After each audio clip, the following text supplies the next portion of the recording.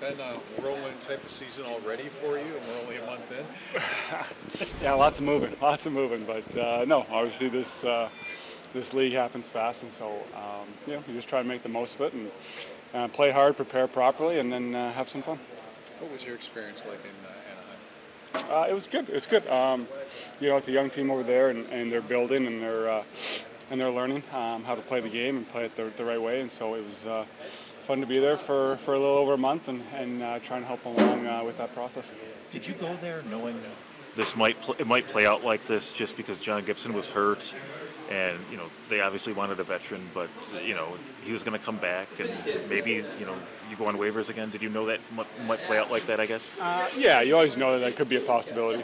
Obviously, you go in there with the mindset that, you're going to play well and try and solidify a long-term position, but you can always know that it could be a short-term situation. And so,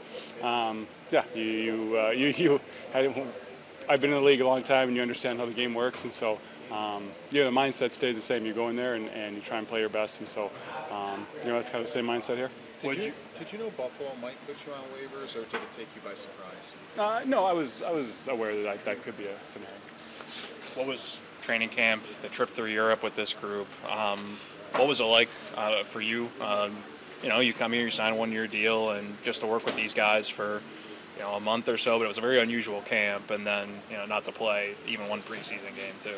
Yeah. I mean, obviously, to not play preseason, it kind of puts you behind the eight ball a little bit, but at the same time, again, I know what I need to do to be successful, and I've played a lot of games. So, honestly, my first game in Anaheim, I felt pretty good. I mean, obviously, there's a little bit of rust and whatnot, but I felt like I could prepare the right way and knowing that there would be a little rust, I could play in such a way to minimize mistakes, and so I felt good in that sense. But yeah, no, with this group, great group of guys, really good.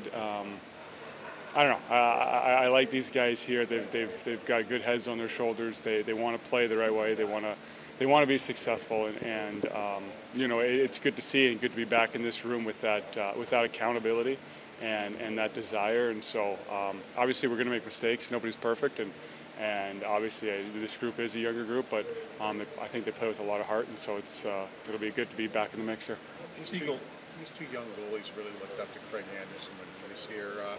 You being a veteran, do you also think, hey, I can be a mentor for these two young kids too, because you've gotten to get to know them in training camp and everything, and they are just starting their careers? Yeah, I mean, both really good goalies. Obviously, UPL has been around a touch longer, so he's got a little more experience, but and he's well on his way to becoming a great goalie. He really is. And Levi, obviously, he's just starting out, and he's got a ton of tools and a really bright future ahead of him. So, you come in here, and I had some great mentors in my journey, and so I know what they did to make me feel comfortable and feel confident, and so you just try to impart some of that wisdom on these guys and try and set them up for success. What was the process like switching your equipment back to where to get the Sabres? Because I'm sure you had a plain white mask in Anaheim. I don't know what badge you had on, but what was it like switching everything back? You know what? It was funny. Actually, I told my wife last night, I said, I'm so looking forward to putting on gear tomorrow that matches the jersey. So it's the little things, it's the small things in life that's nice.